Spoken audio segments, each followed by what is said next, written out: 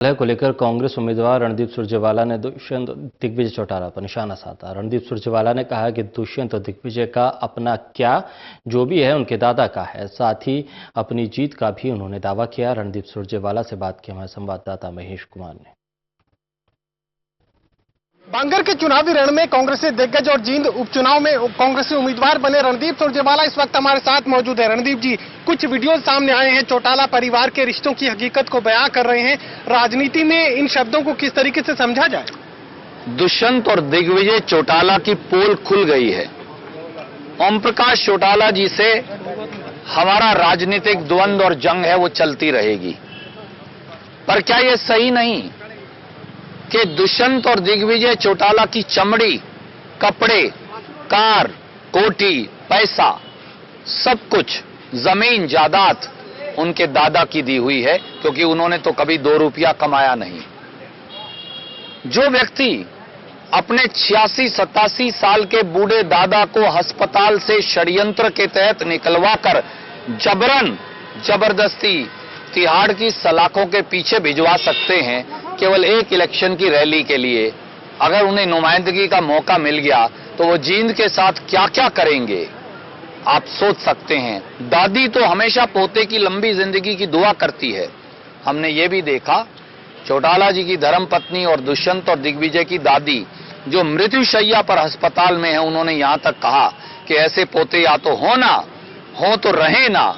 यहां तक कह डाला कि दुष्यंत और दिग्विजय उनकी ना उनका मरा हुआ मुंह देखें और ना उनकी अर्थी को रो रो कर कहा कंधा लगाएं।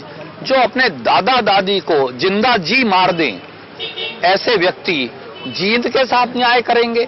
उनकी पोल खुल चुकी है। जींद हल्के के वोटर्स के सामने आप ये बात बार बार क्यों कह रहे हैं कि उनका काम सिर्फ एक विधायक से नहीं चल सकता? इसलिए कि जींद को सत्ता में हिस्सेदारी की आवश्यकता है। आप देखिए, जींद में 3 तरफ वाटर वर्क्स की आवश्यकता है, सीवरेज ट्रीटमेंट प्लांट की आवश्यकता है, रिंग रोड की आवश्यकता है, बिजली के 33 केवी सबस्टेशंस की आवश्यकता है, ढांचागत विकास की आवश्यकता है, पर वो हो नहीं रहा। इसलिए 10 साल मीणा साहब रहे, कुछ नहीं हुआ। 5 साल से खट्टर साहब हैं, कुछ नहीं हुआ। इसलिए इनको सत्ता में हिस्सेदारी चाहिए।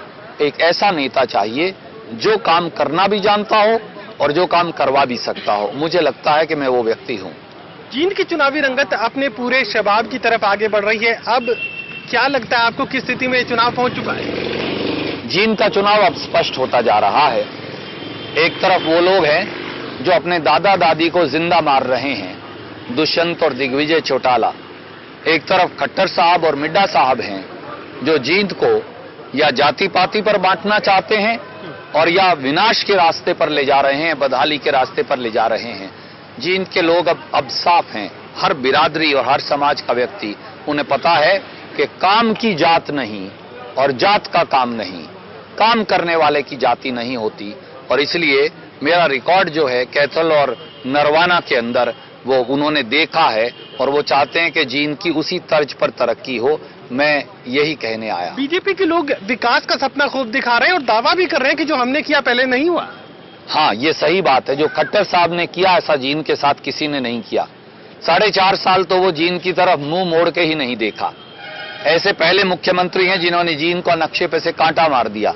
और जींद की बदहाल सड़कें, जींद की टूंटियों से आता बासी और बदबूदार पानी, जींद के चारों तरफ फैला लेट्रिन पेशाब वाला सीवरेज, जींद में आए दिन लगते ट्रैफिक जैम्स, जींद में सर्दी में लगते पावर कट, ये बताते हैं कि जो खट्टर साहब ने सत्यानाश किया, ऐसा तो कभी नहीं हुआ। चलिए, जींद के विकास की हकीकत को रणदीप सुरजेवाला बयां कर रहे हैं और साथ ये कह रहे हैं कि वोटर्स उनका साथ देंगे, क्योंकि विकास को रफ्तार देने का काम उन्हीं की तरफ से किया जा सकता है। सिर्फ एक विधायक से बात नहीं बनेगी, सरकार में मजबूत हिस्सेदारी रणदीप सुरजेवाला सुनिश्चित करेंगे और जींद के विकास की रफ्तार को और तेज करने का काम करेंगे।